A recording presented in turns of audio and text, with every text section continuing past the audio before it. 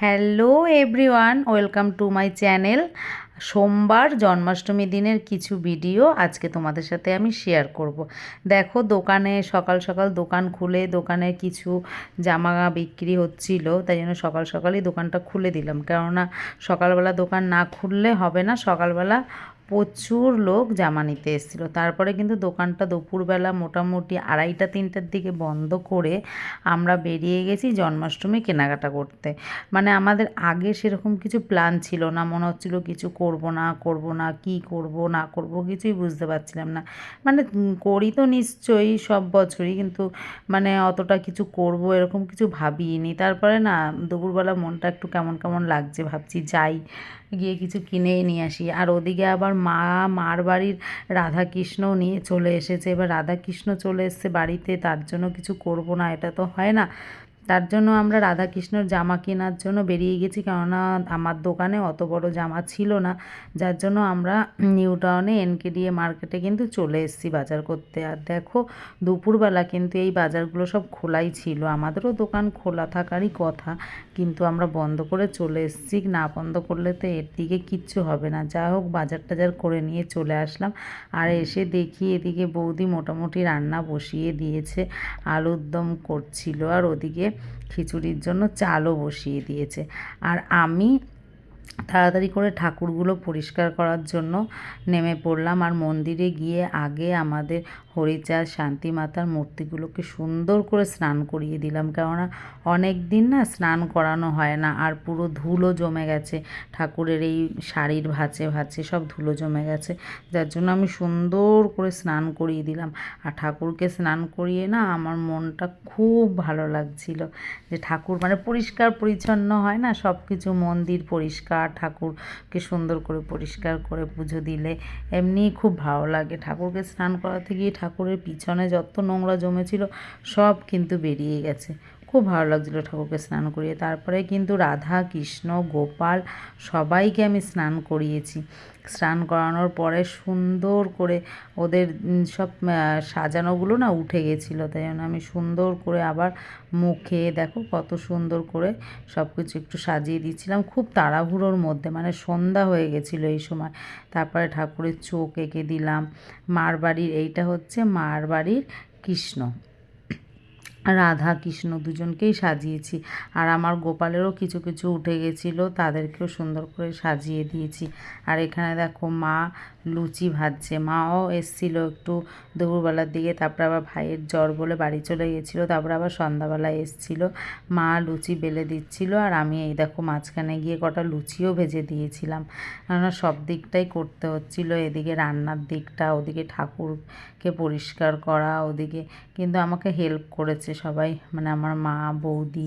এদিকে দেখো তালের বড়া হয়েছে, পায়েস হয়েছে, এদিকে খিচুড়িও কিন্তু হয়ে গেছে, তোমাদেরকে খিচুড়িটাও দেখাবো। এই দেখো হাঁড়িতে 1 হাঁড়ি খিচুড়ি হয়েছে। খিচুড়িটা কিন্তু দেখতে খুব সুন্দর হয়েছে, আর খেতেও ভালো হয়ে গেছিলো। তারপরে কিন্তু আমরা চলে গেলাম সোজা মন্দিরে। আর দেখো এই যে আমার গোপালরা দুষ্টুমি শুরু করে দিয়েছে। এদের তো সারাদিনের কাজ এটাই, যে দুই ভাই মিলে দুষ্টুমি করা। দুই ভাইকে মালা পরাচ্ছিল, বেশ ভালোই জিনিস।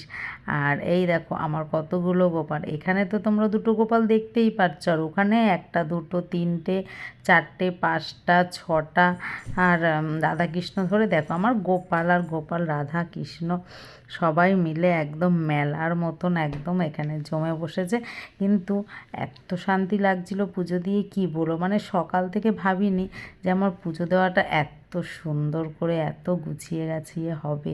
যে কোনো জিনিস করার আগে না মাথায় মোটামুটি মানে টেনশান চলে আসে, কি করব, করতে পারবো কি করতে পারবো না, কি করব বাজার কীভাবে কি করব। আর এইখানে দেখো সুন্দর করে আমি খুব সুন্দর করে সাজিয়ে টাজিয়ে দিয়েছি। আর আমরা কিন্তু পুজোয় কিন্তু বসে পড়েছি। দেখো আমরা কিন্তু নিজেরাই পুজো দিই, নিজেদের ভক্তি দিয়ে নিজেদের মতন করে। এটাই আমার কাছে ভালো লাগে, যে নিজের পুজো নিজেই দেওয়া। আমাদের বাড়ির সমস্ত পুজো কিন্তু আমরা নিজেরাই দিই। তাই জন্য আমাদের খুবই ভালো লাগে। ছেলেরা দেয়, 2 ছেলে মিলে, আমরা মিলে। আর ওখানে কিন্তু ছেলেদের জেঠুর মেয়েও ছিল আমাদের পিছনে, ওখানে আমার মা বাবা ছিল, সবাই ছিল। আর বাইরে কিন্তু খুব বৃষ্টি পড়ছিল তখন, বেশ ঝিরিঝিরি। আর তখন তো 2 দিন ধরে তো ভালোই বৃষ্টি চলছিল। আর তার মধ্যেও আমাদের পুজোটা কমপ্লিট হয়ে গেছে। আর দেখো পুজোটা কত সুন্দর করে দিয়েছি, আমার এত ভালো লাগছিল মনটা, যে সকালবেলাও ভাবতে পারিনি যে এতটা সুন্দর করে পুজো দিতে পারবো। তার মধ্যে কিন্তু আমি সাজুগুজুও করতে পেরেছিলাম। এখানে দেখো ভোগ সাজিয়েছি, ফল সাজিয়েছি, আর ঠাকুরকে দেখো কত সুন্দর লাগছিল। আর আমাদের হরিচাঁদ শান্তিমাতার জন্য না আমি কিন্তু একটা ফুলের মুকুটের অর্ডার দিয়েছিলাম, কিন্তু তিনি বানিয়েই দিচ্ছে না। তারপরে লাস্টে গেলাম যে তুমি ফুলের মুকুটটা এখনও কেন বানিয়ে দিচ্ছ না? তা বলছে একটু রাত হবে, দেরি হবে, বানিয়ে দেবো কি দেবো না। বলছি যত রাত হোক যাই হোক, পুজো আমার হয়ে গেলে হয়ে যাবে, কিন্তু তুমি মুকুট দুটো কিন্তু বানিয়ে দেবে।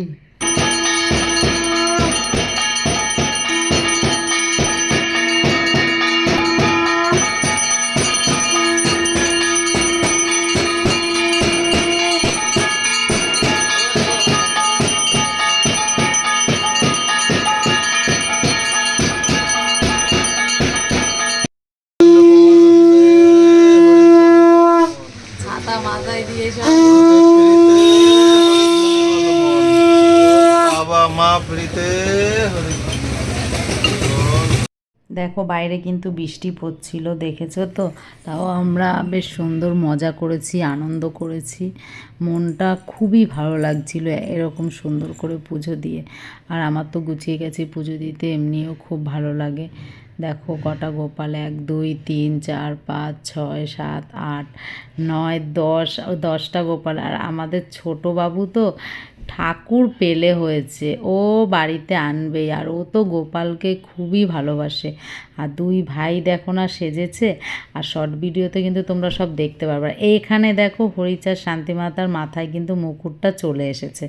আমাদের পুজো দেওয়া হয়েছে, পুজো দিয়ে সবাইকে প্রসাদ টসাদ যখন দিচ্ছিলাম তখন ওই দাদা মুকুট দুটো নিয়ে চলে এসেছে। আমি তাও বলেছি ঠিক আছে, ঠাকুরের মাথায় তো মুকুট তো আজকের দিনে উঠেছে, দেখো কতটা সুন্দর লাগছে মুকুটটা পরে ঠাকুরকে। এই ভিডিওটা এই অবধি, তোমাদের কেমন লাগলো অবশ্যই বলো।